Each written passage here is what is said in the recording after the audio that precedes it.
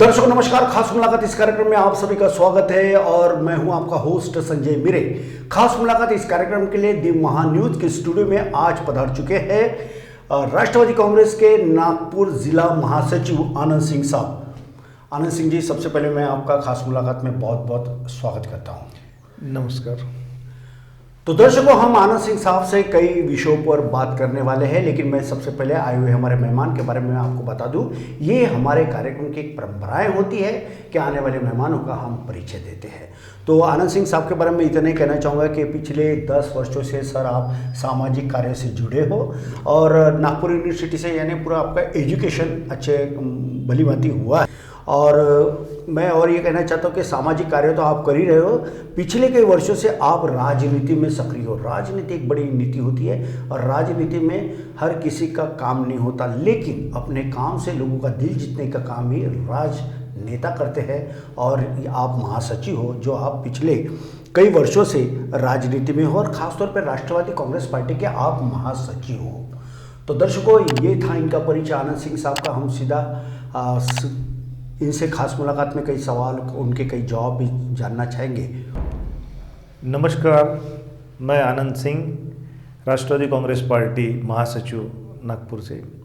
आज संजय जी और महान्यूज़ ने मुझे मौका दिया, उसके लिए मैं धन्यवाद कहता हूँ। धन्यवाद। तो आनंद सिंह साहब से खास मुलाकात इस कार्यक्रम में हम यूँ तो कई बातें करने वाले हैं, लेकिन सबसे पहले उनसे जुड़ा हुआ एक ऐसा सवाल है जिस सवाल के जवाब हर कोई लेना चाहता है।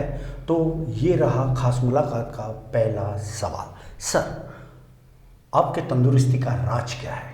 क्योंकि आपके ड्यूरेशन अच्छे है, आपका शरीर बड़ा, आपका स्वास्थ्य मजबूत है, क्या राज क्या है? संजय जी, बचपन से हमारी एक पारिवारिक एक परंपरा रहती थी कि हमारे जो पिताजी के जो पिताजी है, इनमें एक शौक़ था कि सुबह उठ के व्यायाम करने का। अभी धीरे धीरे व्यायाम को नाम बदल के जिम का एक नाम दिया गया है। बिल्कुल। तो सुबह उठ के रोज की तरह सुबह उठना, 4:30-5 बजे वॉक करना, और नहीं जिम जाना है तो डिप्स करना, ग्राउंड एक्सरसाइज करना, और अपने शरीर पे 1 घंटा समय अपने शरीर को देना। ये रूटीन में अपने आप को स्वस्थ रखने का ही मेरा राज है। बिल्कुल बिल्कुल, और काफ़ी अच्छा राज है। लेकिन अक्सर हम लोग देखते हैं कि घर में सोए हुए रहते हैं, ना कोई सुबह में उठता है, अगर उठता भी है तो अपने टीवी या मोबाइल के सामने में बैठता है। ऐसे में सुबह में जो एक ऑक्सीजन जो चलता है वो लेना बेहद ज़रूरी है, क्योंकि जैसे कि प्राणायाम हो गया, योगा हो गया, व्यायाम हो गया, या जो कुछ कसरत करना चाहते हैं वो सुबह का अच्छा खासा समय होता है, और जो इसका पालन करता है उनका शरीर मजबूत, स्वास्थ्य आनंद सिंह साहब जैसे ही होता है, इसमें कोई दो राय नहीं है। सर, अक्सर लोग देखते हैं उनके जीवन में सफल होने के लिए शॉर्टकट मारते हैं। क्या आपको लगता है कि शॉर्टकट से जीवन सफल होता है, या जीवन में सफल होने का क्या राज होता है, या क्या बातें हैं? देखो, आज तक संजय जी आपने देखा होगा कि चाहे वो पॉलिटिशियन हो, चाहे व्यापारी हो, चाहे अधिकारी वर्ग हो, जब तक आप संघर्ष नहीं करते, संघर्ष से आपकी चुनौती का सामना नहीं होता हो, तब तक ना आप व्यापार में आगे बढ़ सकते हो, ना आप किसी सरकारी अधिकारी की परीक्षा देने का एक ये हो, चाहे यूपीएससी हो, आपको कठिन मेहनत करनी पड़ेगी तब आपको फल मिलेगा। व्यापार में आपको स्ट्रगल करना पड़ेगा तब आपको उसका बेनिफिट मिलेगा।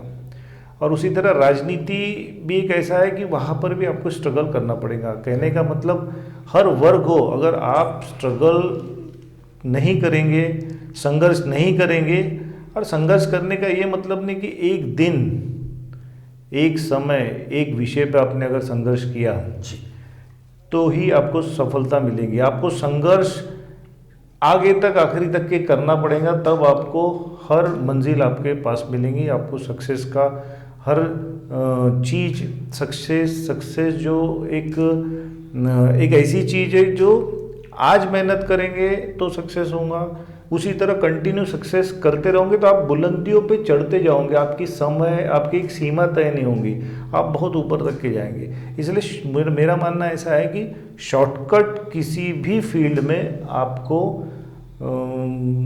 कामयाब नहीं बना सकता। बिल्कुल बिल्कुल। और ना कामयाब को कामयाब यदि बनाना है तो हमें शॉर्टकट का नहीं बल्कि पूरी शिद्दत के साथ में, हमें पूरी प्रामाणिकता के साथ में हमारा कामकाज करना चाहिए, क्योंकि शॉर्टकट में किसी का लाइफ या किसी का काम सफल नहीं होता है। शॉर्ट जैसे ही उनका भी जीवन और उनका काम भी होता है। यदि हमारे काम को बढ़ाना है तो जीवन में शॉर्टकट नहीं बल्कि जिस मंजिल पे हम ठान ले कि यहाँ जाना है तो मंजिल उन्हें मिलती है जिनके पंखों में जान होती है। और ये उड़ान हम तभी कर सकते हैं जब जीवन में हम शॉर्टकट का किसी भी प्रकार का कोई भी अवलंबन न करें। बहुत अच्छी जानकारी आपने आनंद सिंह साहब आज हमारे दर्शकों को दी है। मेरा दूसरा सवाल ये था राजनीति को लेकर। आए दिन वर्तमान की जो राजनीति किस दिशा में चल रही है ऐसा आपको लगता है? देखिए संजय जी, ये तो आपने भी देखा होगा कि आज की जो राजनीति है और पहले की राजनीति में जमीन आसमान का फर्क है। पहले की राजनीति में आपने देखा होगा हमारे अटल बिहारी वाजपेयी साहब थे। बिल्कुल। संसद में आप उनका भाषण देखिए, उन्होंने कहा है कि भारत में जो तरक्की हुई है ये केवल एक पार्टी की मेहनत नहीं है, इसमें विपक्ष का भी बहुत बड़ी मेहनत है, उनका भी सहभाग्य है और सभी के भाग लेने से, सभी का सपोर्ट करने से ही आपका देश आगे बढ़ सकता है। ये उन्होंने कबूल किया है। ठीक है, अब आप ये देखिए संजय जी, आज की राजनीति क्या है जी। कभी कभी जो नए आने वाली जनरेशन को ये क्वेश्चन मार्क रहता है कि भाई आज अगर सरकार भारतीय जनता पार्टी की है और मुख्यमंत्री भारतीय जनता पार्टी का है तो क्या सच में वो भारतीय जनता पार्टी का ही मुख्यमंत्री है? ये मुख्यमंत्री सभी पार्टियों का मुख्यमंत्री है, ये केवल भारतीय जनता पार्टी का नहीं।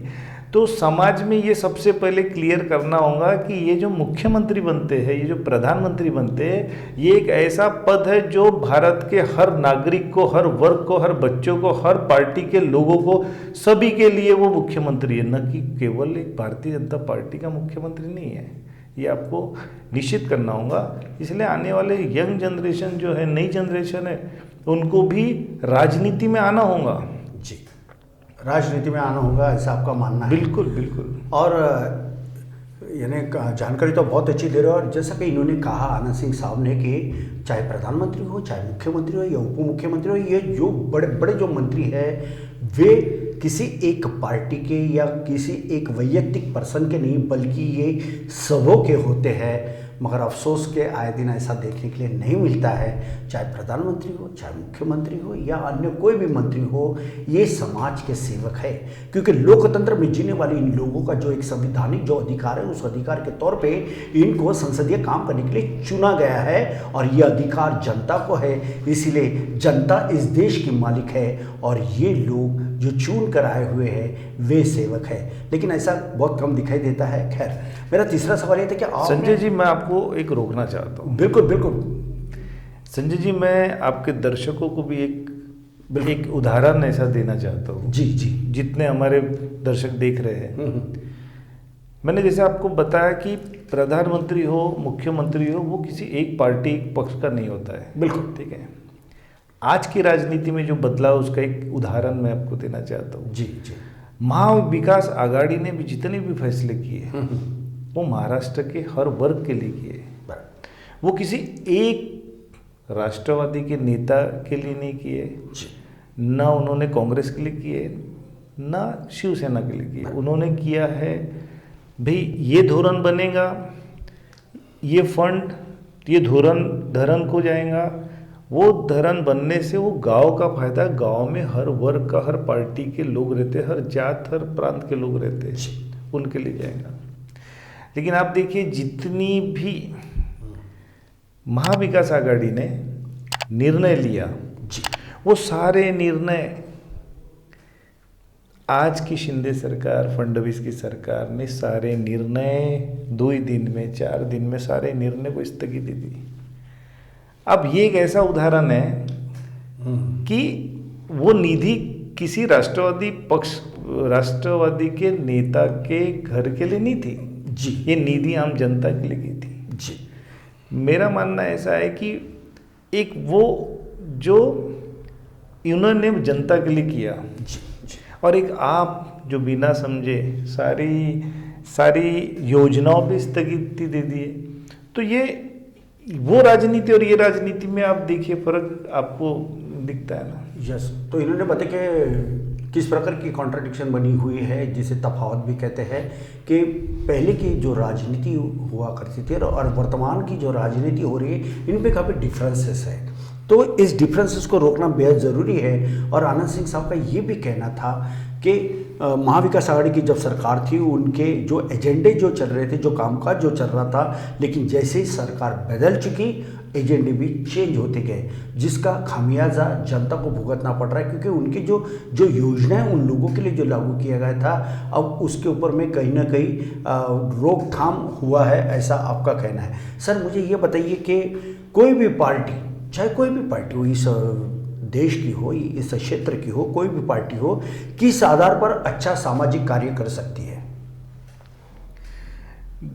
संजय जी, ऐसा है कि आज बहुत सारी चीज जी, आज नेताओं को, किसी भी पार्टी के नेता है, सभी को मालूम है कि हमारे महाराष्ट्र राज्य में क्या चालू है। बराबर, ठीक है।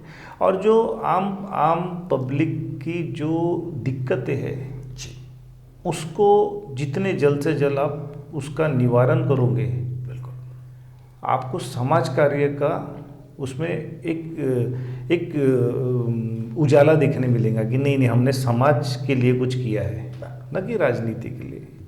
आपने समाज कार्य जितनी अच्छी तरह से करोगे, आप राजनीति में भी लोग आपको लाके इलेक्शन में खड़ा करके आपको मंत्री, मुख्यमंत्री सभी बनाएंगे।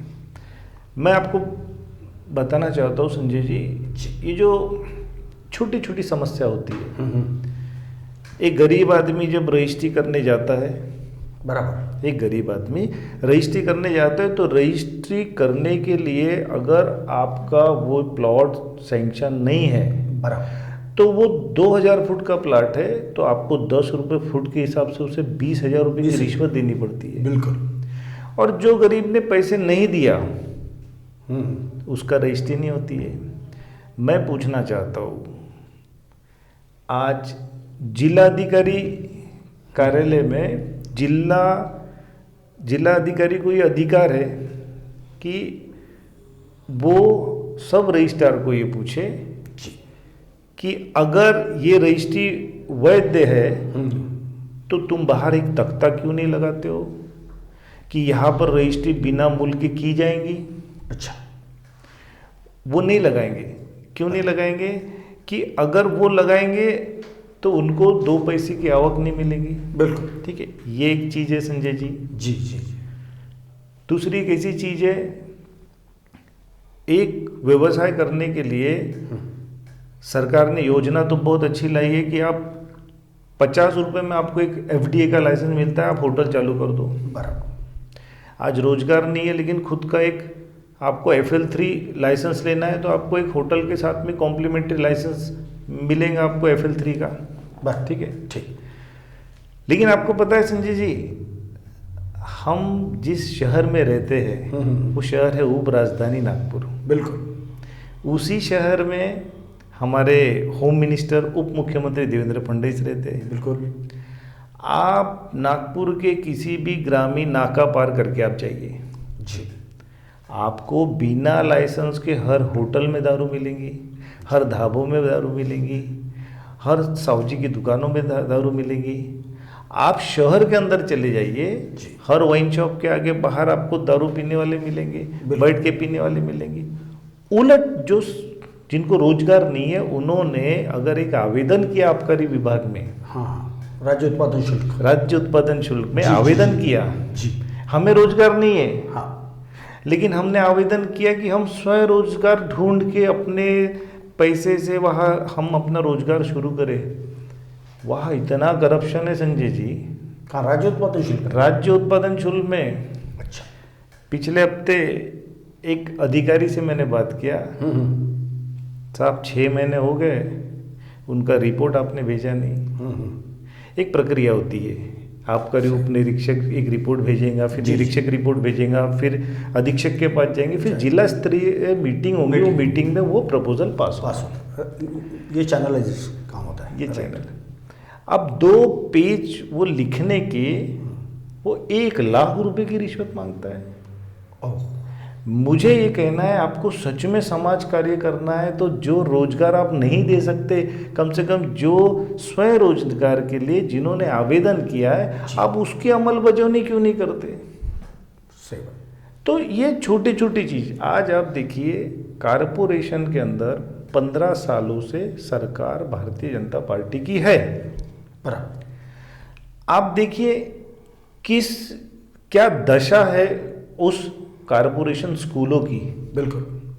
वहाँ स्कूलों में बैठ के शाम में लोग जुआ खेलते हैं, जी। दारू पीते हैं, उल्टे सीधे ये होते हैं। तो मेरा मानना ऐसा है कि हम महाराष्ट्र की उप राजधानी में रह रहे, जिस शहर में हमारे उप मुख्यमंत्री है, ठीक, जहाँ 15 सालों से भारतीय जनता पार्टी की सरकार है, क्यों गरीब लोगों को कारपोरेशन स्कूल में दाखला देकर उनके बच्चों को निःशुल्क पढ़ाने की योजना की अमलबजावनी क्यों नहीं करते? क्यों सरकारी स्कूल को बंद करते? क्यों प्राइवेट स्कूलों को आप उसको इतना एडवांस बनाना चाहते कि हर बच्चा प्राइवेट स्कूल में पढ़े? मैं संजय जी आपका एक बहुत बड़ा खुलासा करना चाहता हूं। बिल्कुल बिल्कुल, प्रोसीड। आप मुझे बताइए, जितने भी कॉन्वेंट स्कूल से पढ़ के अगर विद्यार्थी निकले हैं, जितने भी कॉन्वेंट स्कूल से अगर बच्चे पढ़ के निकले हैं, मुझे 10% बता दीजिए वो कॉन्वेंट के स्कूल के बच्चे कोई पुलिस निरीक्षक बने, कोई तहसीलदार बने, कोई अधीक्षक बने। आप मुझे 10% कॉन्वेंट स्कूल के बच्चे सरकारी नौकरी में अगर लगे हैं तो 10% बताइए, आप जो बोलेंगे वो। हाँ, कहाँ के बच्चे निकले? कारपोरेशन, जिला परिषद। आप पुलिस स्टेशन चले जाइए, आपको पश्चिम महाराष्ट्र के मराठी अच्छे पढ़े हुए सब इंस्पेक्टर मिलेंगे। बिल्कुल। आप रजिस्ट्रेशन ऑफिस चले जाइए, आप आबकारी विभाग चले जाइए, आप जिला अधिकारी चले जाइए, आप पाट भंडारी विभाग चले जाइए, भूमि अभिलेख चले जाइए, यहाँ पर आपको एक भी कॉन्वेंट स्कूल का बच्चा मिलेगा नहीं। तो मेरा मानना है लाखों रुपए क्यों बर्बाद करते हैं? बिल्कुल। एक ऐसी हवा बन गई कि मेरा बच्चा कॉन्वेंट में ही जाएगा।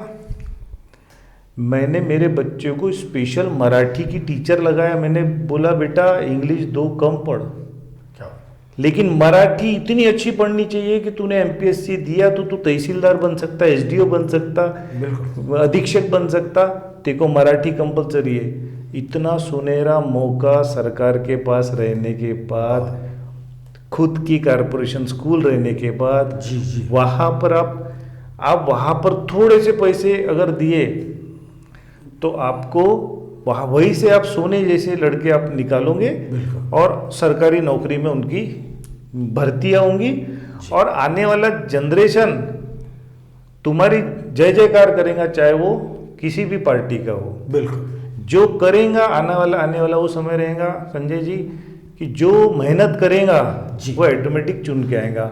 और मैं तो बोलता आज वो समय है कि आप थोड़ा सा स्ट्रगल कर लो, थोड़ी सी मेहनत कर लो, थोड़ा मार्गदर्शन दे दो, थोड़ा पब्लिक के लिए कर लो। दर्शकों, खास मुलाकात इस कार्यक्रम के आज के हमारे मेहमान आनंद सिंह साहब के साथ में कई बातचीत तो होती रहेंगी, लेकिन समय हो चुका है एक अंतराल का। मिलते हैं एक ब्रेक के बाद।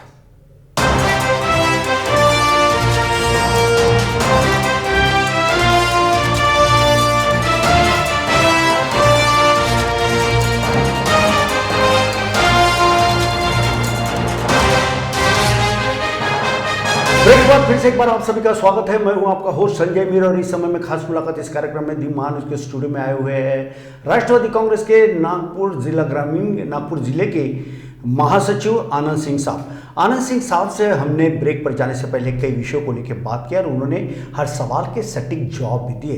ब्रेक के बाद फिर से एक बार मैं आपका स्वागत करता हूं आनंद सिंह साहब, और ये रहा मेरा ब्रेक के बाद का पहला सवाल। आपकी आदर्श नेता कौन है? संजय जी, मेरे आदर्श नेता है शरद पवार साहब जी। शरद पवार साहब मेरे आदर्श नेता हैं। शरद पवार साहब में आदर्श नेता क्यों लगते हैं आपको? ऐसा क्या आप उनमें देखे हो? संजय जी देखिए, शरद पवार साहब ने महाराष्ट्र के लिए तो किया, देश के लिए भी किया। संजय जी, आपको याद होगा कि महिला आरक्षण के मामले में जो मुद्दा उठाया जी, और उसको आखिरी आरक्षण दिला के देने का काम किया तो शरद पवार साहब ने किया। संजय जी, दूसरा ऐसा कि आपको याद होगा जब हम छोटे थे तब भी शरद पवार साहब मुख्यमंत्री थे तो शरद पवार साहब ने पुलिस की जो वर्दी होती थी वो हाफ पैंट वाली होती थी। करेक्ट, 1985 तो शरद पवार साहब ने वो वर्दी को चेंज किया, उनको फुल पैंट में किया और उसी का देख के पूरे राज्यों ने अपने अपने पुलिस विभाग के जो अधिकारी वर्ग हो, कर्मचारी वर्ग हो, उनको अधिकारी वर्ग को तो पहले था फुल पैंट, लेकिन कर्मचारी वर्गों को नहीं था। तो सभी राज्यों ने उनका ये किया। ऐसे बहुत सारे जो काम है। और शरद पवार साहब का एक ऐसा भी कहना है कि आपको राजनीति भले 10% आप करो, लेकिन आपको समाज कार्य आपको करना होगा। बिल्कुल। और उन्होंने समाज कार्य किया करके आप देखिए, ऐसा शायद ही कोई नेता हो जिन्होंने अपनी एक पार्टी खोली हो और सबसे ज़्यादा राज वो नेता ने किया हो। वो केवल पूरे भारत में, पूरे हिंदुस्तान में अगर कोई है तो शरद पवार साहब है। बिल्कुल। शरद चंद्र जी पवार साहब के बारे में इन्होंने जो जानकारी दी और इनका ये मानना है कि वे हमारे आदर्श नेता है। और शरद पवार साहब के बारे में यही मैं कहना चाहूँगा कि शरद पवार साहब ने उस ज़माने में 1985 से लेके 1990 तक के उन्होंने कर्मचारियों के लिए बहुत ही अच्छा काम किया था। आज जो वेतन हम जो देख रहे हैं, जो जिसमें इंक्रीज़ हुआ है, बढ़ोतरी जो मिली है, वो मात्र शरद पवार के ज़माने में ही मिली थी और जो आज भी शुरू है। शरद पवार साहब के तो ये तो कई गुण है। और एक बात ये भी है कि शरद पवार साहब की विशेषता कि बारिश इतनी आ रही थी, बावजूद उसके वे निकल पड़े थे और उन्होंने एक बड़ी सभा भी ली थी। उम्र भलाई उनकी बढ़ रही हो, लेकिन उनका जो कामकाज है, उनका जो दायरा है, वो इतना बड़ा है कि कोई उसे छू भी नहीं सकता। बहुत बड़ी पर्सनैलिटी है शरद पवार साहब, इसमें कोई संजय जी, मैं आपको एक चीज़ याद दिलाना चाहता हूँ। अभी हमारी एक राष्ट्रवादी कांग्रेस पार्टी की एक कार्यकर्ता का एक सम्मेलन था, मार्गदर्शन था। अचानक ऐसा पता चला कि शरद पवार साहब की तबीयत खराब है, वो एडमिट होने वाले हैं। जी। संजय जी, आप यकीन नहीं करेंगे, आज इतनी उम्र उनकी होने के बाद भी वो 3 दिन का एक कार्यक्रम था, नासिक में था। सभी मुख्य पदाधिकारी को बुलाया गया था। ओके। वो हॉस्पिटल से डायरेक्ट वहाँ पर शिविर में आए, वो कार्यस्थल पे आए, सभी को मार्गदर्शन किया और तुरंत वहाँ से मार्गदर्शन करके जाके फिर वापस एडमिट हो गए। आप बताइए, इतनी बड़ी एज में। और सच में ऐसा नहीं कि वो हमारे मेरे नेता है या राष्ट्रवादी कांग्रेस पार्टी के नेता है, लेकिन पूरे हिंदुस्तान में उनके जैसा नेता कोई नहीं है। बिल्कुल।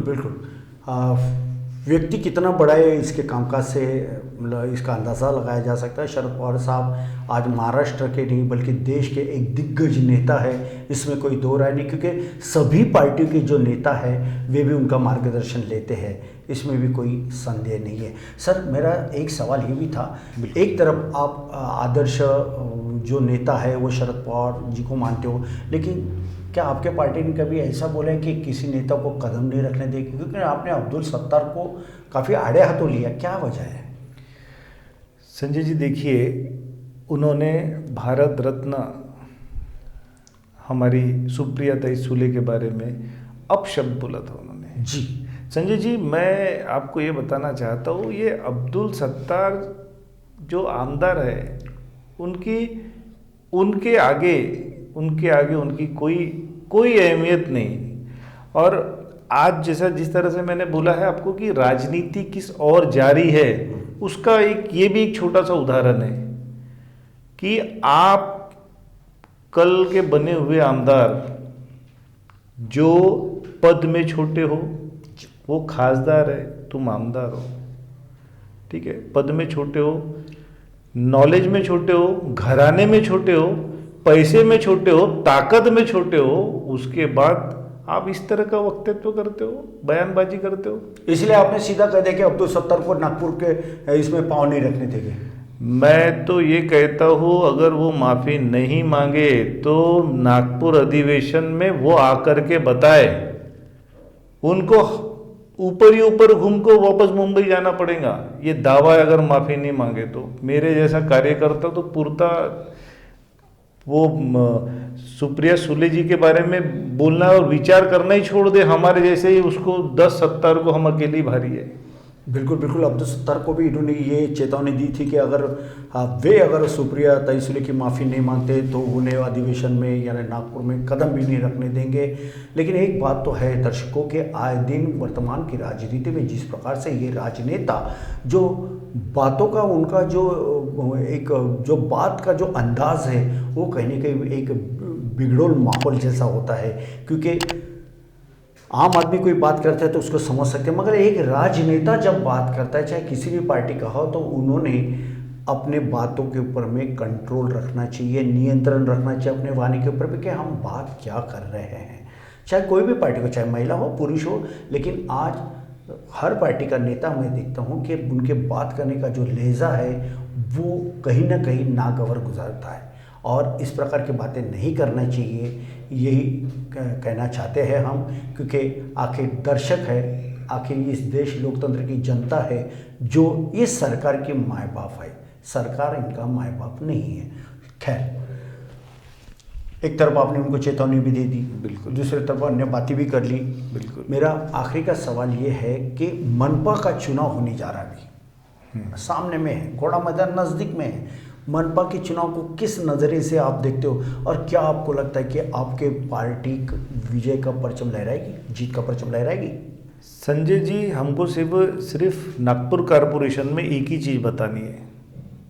हमें जनता को एक ही चीज़ ये बोलनी है कि 15 साल से आपने महानगर पालिका में भारतीय जनता पार्टी के नगर सेवक को चुन के दिया जी। तय यही करना है नागपुर की जितने भी जनता है, जो वोटर है हमारे, क्या आपको भारतीय जनता पार्टी की सरकार ने जो कारपोरेशन में बैठी है आपको 24 घंटा पानी का वादा किया था, आपको वो वादा निभाया आपका? बिजली बिल सबसे ज़्यादा, नालियों के काम नहीं किया हुआ है। आपके बच्चों के लिए हर वार्ड में कोई भी प्रभाग में आप देखिए, आपको लाइब्रेरी नहीं है, आपको खेलने को ग्राउंड नहीं है, बच्चों को जिम नहीं है। प्राइवेट जिम में लोग जाते हैं जिनके पास पैसे नहीं है, उनके बच्चे ऐसे ही रह जाते हैं। जिम नहीं है, खेलने कूदने के लिए ग्राउंड नहीं है, लाइब्रेरी नहीं है। बुजुर्ग लोगों को शाम में घूमने के लिए कहीं जगह नहीं रखी इन्होंने। और दूसरा आप देखिए कारपोरेशन की स्कूलों के क्या हाल है, आज दिया क्या इन्होंने। और ये भी नहीं बोल सकते कि राज्य में हमारी सरकार नहीं है, केंद्र में हमारी सरकार नहीं। इतनी सरकार रहने के बाद में जो महानगर पालिका में कुछ नहीं किया इन्होंने, बस स्टॉप तक के नहीं है, महिलाओं के लिए शौचालय तक के नहीं है। आप दिया क्या? कुछ भी नहीं थी। ये सोचना महानगर पालिका में हर मतदाता को, और सच में इस बार मतदाता ये सब चेंज करेंगे। और मैंने आपको बताया संजय जी, हम लोग ये सब चीज़ करके दिखाएंगे जो हमने बोला है, हमारा ये वादा है। शौचालय से लेके खेलकूद का मैदान से लेके, हमने तो ये भी बोला है कि महानगर पालिका के अंतर्गत जितने भी स्कूल आते हैं वो सारे स्कूल बिना शुल्क हमें दे दे, हम अपने पैसों से चलाएंगे, हम चंदा लेके चलाएंगे, लेकिन पूरी स्कूल को कॉन्वेंट स्कूल के टक्कर की स्कूल बना के हम चलाएंगे। और यही चीज़ हम महानगर पालिका के चुनाव में हर एक नागरिक जो हमारे मतदाता है उनको ले जाके ये सारी चीज़ें समझाएंगे संजय जी, और हमको ज़रूर यश मिलेगा। बिल्कुल जरूर यश मिलेगा, ऐसा इनका मानना है। और इन्होंने ये भी बताया कि यदि हमारे पार्टी को यानी राष्ट्रवादी कांग्रेस पार्टी को यदि एक बार मौका मिल जाता है, अधिक मात्रा में यदि वहाँ के पार्षद चुन के आते हैं तो मनपा में अच्छा कामकाज करने का वायदा इन्होंने किया है। लेकिन दर्शकों, अक्सर ये होता है कि कई पार्टी के राजनेता आते हैं, बड़ी बड़ी बातें करते हैं, ढकोसला देते हैं, लेकिन ढाक के 3 5 जैसा ही कार्य दिखाई देता है। ऐसा किसी भी पार्टी के साथ न हो, क्योंकि जनता माँ बाप है। जनता माँ बाप के जो बच्चे हैं, वो जो विद्यार्थी है, उनके जीवन समृद्धि के लिए सबने आगे आना चाहिए, यही समय की मांग है। और आनंद सिंह साहब जो आज के हमारे मेहमान हैं, इन्होंने इस बात को पूरी तरह से अश्योर किया है कि मैं किसी भी हालत में हमारी पार्टी आती है तो मनपा में अच्छा काम करेंगे। और जीत उसी को मिलती है जो जनता का दिल जीतता है। जनता का दिल जीतने के लिए जनता के कामकाज आना पड़ता है, जनता के काम करना पड़ता है। आनंद सिंह साहब, जाते जाते मेरा आखिरी का सवाल ये है कि इस समय में दी महान्यूज़ के लाखों दर्शक आपको खास मुलाकात इस कार्यक्रम में गौर से देख भी रहे, सुन भी रहे हैं, ऐसे दर्शकों के लिए आप क्या कहना चाहोगे? महान्यूज़ ने आज मुझे मौका दिया बोलने का और अपनी बात रखने का एक प्लेटफॉर्म दिया। मैं अपनी ओर से महान्यूज़ का बहुत बहुत धन्यवाद कहता हूँ। नमस्कार। तो दर्शकों, आप थे खास मुलाकात इस कार्यक्रम के आज के हमारे मेहमान राष्ट्रवादी कांग्रेस पार्टी के नागपुर जिले के महासचिव आनंद सिंह साहब, जिन्होंने हमने उनसे कई बात की, कई सवाल पूछे, हर सवाल के उन्होंने सच स्टूडियो में आए और जिस प्रकार से खास मुलाकात इस कार्यक्रम के दरमियान जो अच्छी अच्छी बातें की और जो जानकारी लोगों तक पहुँचे, उसके लिए मैं भी दी महान्यूज़ की ओर से आपका बहुत बहुत स्वागत और आभार दोनों व्यक्त करता हूँ। धन्यवाद संजय जी। तो दर्शकों, आप थे आनंद सिंह साहब। अगली बार खास मुलाकात इस कार्यक्रम में फिर किसी नए पर्सनैलिटी के साथ में हम आपसे रूबरू होंगे। तब तक दीजिए मुझे इजाजत। आप देखते रहिए आपका अपना पसंदीदा प्रोग्राम खास मुलाकात दी महान्यूज़ नागपुर। नमस्कार। नमस्कार सर। नमस्कार।